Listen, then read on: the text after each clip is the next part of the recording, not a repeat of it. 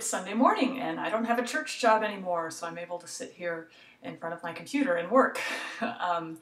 It is, the October 9th is today, and so this is the Sunday morning after Yom Kippur. I do have a Jewish temple job, so we just got done with the big high holiday service, Rosh Hashanah, Yom Kippur, and Yom Kippur closing service was last night. So I just got done with that, so I'm sitting here in my pajamas. But what I was able to do this morning, I had time to finally download some footage from this summer where Octarium, my choral group, we went into studio to record a new album. And this album is inspired by a concert we do called Should Have Been Choral. It is a concert of things that we think ought to have been originally arranged for unaccompanied choral that weren't. So we sing things like Rossini's Barber of Seville. We sing, sometimes we throw the Barber Agnus Dei in there because it was a string quartet, and then he did it for orchestra, and then he did it for choir. And we like to make the joke that he finally got it right when he did it for choir. But we also do things like Dancing Queen and Africa and Billy Joel's And So It Goes and Send in the Clowns and Somewhere Over the Rainbow. And the idea behind it is to inspire the audience. This is the program we often take on tour out into small towns in the Midwest, and it's the idea behind it is to inspire audiences to rethink what the idea of choral music is. We've been doing this concert since about 2006, I believe, and you know, I like to think we were innovators, even though nobody really knew we were doing it. But now with Sing Off and with Glee, it's a national focus that choral music doesn't have to be the stodgy stuff you hear in church or in temple. It can be anything you want it to be. You just have to really think about music in a choral way. And so our first 4 albums were not done in studio. The first 3 we did in a very large ambient church space here in Kansas City called Visitation. It's a really beautiful acoustic if you're standing in exactly the right place. And so I put the singers in exactly the right place, and then we put microphones kind of halfway back in the sanctuary. So what the microphones were getting, I call them catch-all mics. I'm sure there's another technical term for that. But what the microphones were getting was not only the singer's sound, but also the space. So I call the space in these first 3 albums the 9th singer. Because the acoustic and the blend was taken care of by the space, and so there wasn't much that I had to do in studio except, you know, edit a little bit. No mixing. I had no control over loudness and softness and who was too loud and who was too soft, because that's what the Octarium singers do, is they stand together in a group and they create their own mix before the sound even goes out to the audience. That's part of the brilliance of what those singers are able to do. Without a conductor, they create almost a perfect mix every time. The 4th album we did, I kind of went a little rogue, and we still did it in Visitation, and we still had those catch-all mics, but then this time each individual singer had a microphone as well. The idea behind this was that I could do some mixing. I could pull Brady down if he was too loud, or Renee down if she was too loud. But what happened, because you can't really isolate in a space like Visitation, is when I pulled Renee down, I lost a little bit of Jay. And so, because Jay stands next to Renee, so there was bleed from Jay into Renee's microphone and vice versa. So I did have some control. I was able to do some more mixing than I usually can, but again, the ambient space caused me not to have as much control as I wanted. But what you get from that album, if you go from our Essentials album to our Modern Masters album, the sound is really different.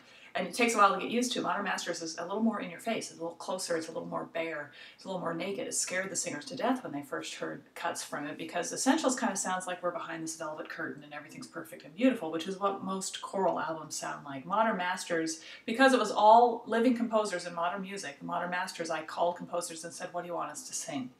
And they all chose music that they wanted us to record. And so I thought, let's try a more modern approach to recording. So I gave each singer an individual mic and tried to get a different kind of sound for this album. For our 5th album, this Should Have Been Choral album, I don't know what we're going to call it yet, but it's based on that Should Have Been Choral repertoire. We actually went into studio, and the men were in one isolation booth on one side of the room, and the ladies were in another isolation booth on the other side of the room. And this is a fun album because I'm able to pull all the singers I ever use in at one time. And so not just 8 singers are going to be singing on this. In the end, it'll be 10 or 12, because I do use different singers kind of pulling in and out. So on this particular track, you'll see in a second, I have 5 ladies singing and 4 men. And I can do that because I have control of the balance. So the men are over here, the ladies are over here. They can't really hear each other because even within the booth there's isolation. There's partitions on each side of each singer. and then they have the earphones on. And I encouraged them to put both ears on so they wouldn't try to listen to the person in the next booth, which is what they're used to doing. They're used to listening and creating the blend. This time they have to just sing and trust that if they're hearing too much of themselves in the ear, it's something that we're going to take care of in the mixing and editing and engineering process later. So it was a whole different process for these singers, and it was something that I was worried they were not going to be able to adjust to quickly enough to really get anything done on this first session, but they did. They did a beautiful job. Then you double, and so you sing a piece, you get a take, you get one full take, and then you play it back for them and they double over it, and that way you get this great full sound that has resonance and greatness to it. And so it was a whole different process. And then when we had a soloist, we pulled the soloist into a separate booth over here. So all they're getting, they don't get any visual, they can't really see each other, but they're getting stuff through their ears, and they just have to sing, and they have to be smart about how they sing and trust that we are going to do the work in the booth. The engineer, Justin Wilson at Soundtrek, and I are going to be able to mix it and edit it so that it sounds great. So this is a little video I put together. The quality's not great because my video camera was dying, but it's just a little kind of a survey of how the setup worked, and then they came into the booth after we were done doubling something and listened to the work they had done, and it was fun for them to finally hear what it sounded like all put together. And you know, they're giggling a little bit. They're saying, "Wow, you guys can really make us sound great." So it was really fun to watch the singers hear themselves in that way for the first time after we've been recording all day.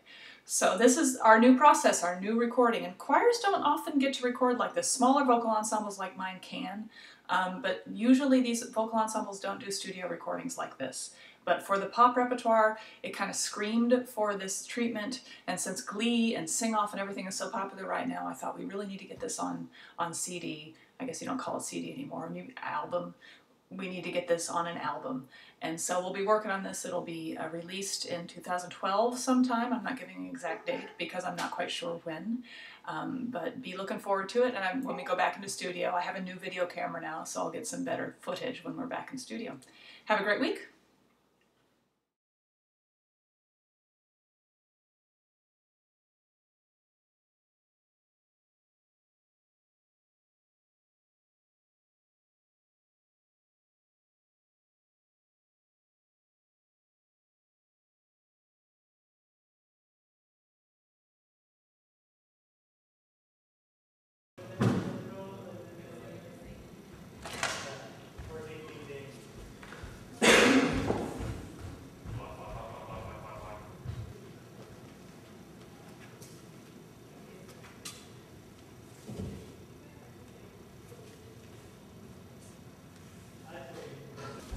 You sing a note that fits within the chord, you're going to be fine most of the time.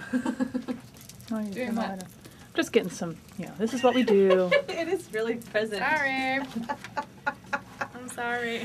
Okay, so I have a question for you guys, the Jason, Jay, and Brady. Oh my God, I hate that sound. No, I think for you guys.